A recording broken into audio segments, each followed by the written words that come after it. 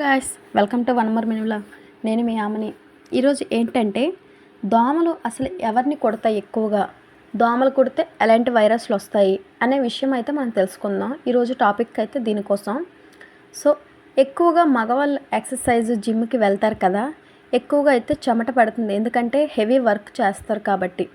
So heavy work చేయడం వల్ల ఎక్కువగా చెమట రావడం వల్ల ఇంటికి వచ్చేసరికి వాళ్ళ చుట్టూ దోమలు ఈగల్లా వాలుతాయి. ఈ దోమలు వాలేసరికి వీళ్ళకి చాలా చిరాగ్గా అనిపిస్తుంది, దోమలు ఎక్కువగా కుడతాయి. నెక్స్ట్, ఎక్కువగా ప్రెగ్నెంట్ ఉమెన్స్ ఉంటారు కదా, వీళ్ళు మార్నింగ్ అండ్ ఈవినింగ్ ఎక్సర్సైజులు బాగా చేస్తారు కదా డెలివరీ అయ్యే వరకు. సో ఈ డెలివరీ అయ్యే వరకు ఎక్సర్సైజులు చేయడం వల్ల వీళ్ళకి కూడా చెమట పడుతుంది కదా. ఇలా చెమట పట్టడం వల్ల అయితే దోమలు అయితే వీళ్ళ చుట్టూ వాలుతాయి. నెక్స్ట్ ఇంకొకటి ఏంటంటే, ఎక్కువగా చూడండి, గర్ల్స్ అండ్ బాయ్స్ ఎక్కువగా డార్క్ కలర్స్ బట్టలు వేస్తారు కదా. ఎక్కువగా ఏంటంటే heavy black, blue, red, brown ఇలా వేసేటప్పుడు వాళ్ళ చుట్టూ అయితే ఎవరైతే డార్క్ కలర్స్ యూస్ చేస్తారో కన్ఫర్మ్ వాళ్ళ చుట్టూ అయితే దోమలు ఎక్కువగా వస్తాయండి, కుడతాయి కూడా బాగా. నెక్స్ట్ ఏంటంటే, ఇలా దోమలు ప్రతిదీ కుట్టడం వల్ల చాలా రకాల వైరస్లు అయితే వస్తున్నాయి. ఎందుకంటే దోమలు అన్నీ ఒక రకాల్లో ఉండవు, చాలా రకాల దోమలు అయితే ఉన్నాయి. చూసారు కదా పైన Tamil Nadu, dengue, malaria, Jinka virus ఇవన్నీ కూడా. సో ఎక్కువగా ప్రెగ్నెంట్ ఉమెన్స్ దోమలు కుట్టకుండా అయితే చూసుకోండి. నా సలహా ఏంటంటే, నా సలహా అనే కాదండి, డాక్టర్స్ కూడా ఇదే చెప్తున్నారు.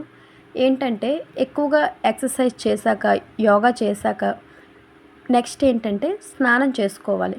ఎవరైతే బాడీని పరిశుభ్రంగా ఉంచుకుంటారో వీళ్ళందరి దగ్గర కూడా చెమట వాసన అంతా పోయి చాలా నీట్గా ఉంటుంది బాడీ.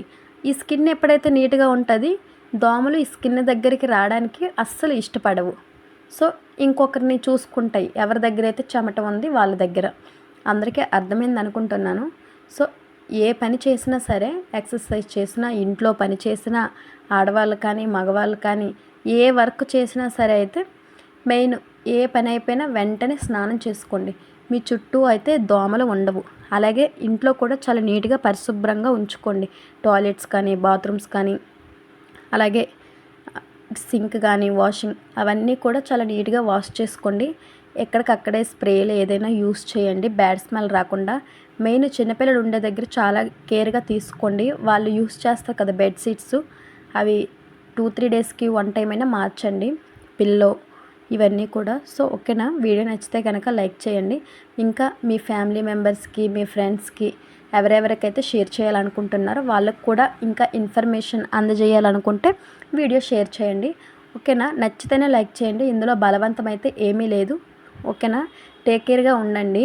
ప్రెగ్నెంట్ లేడీస్ చాలా జాగ్రత్తగా అయితే పాటించండి, ఎందుకంటే మీ లోపల ఒక బేబీ ఉంది కదా, ఆ బేబీ కోసమైనా మీరు కంపల్సరీగా అయితే పాటించాలి. ఏం లేదు, జస్ట్ ఒక 15 మినిట్స్ యోగా కానీ, ఎక్సర్సైజ్ కానీ, జిమ్ కానీ ఏం చేసినా సరే వెంటనే స్నానం చేసుకోండి, పరిశుభ్రంగా ఉండండి.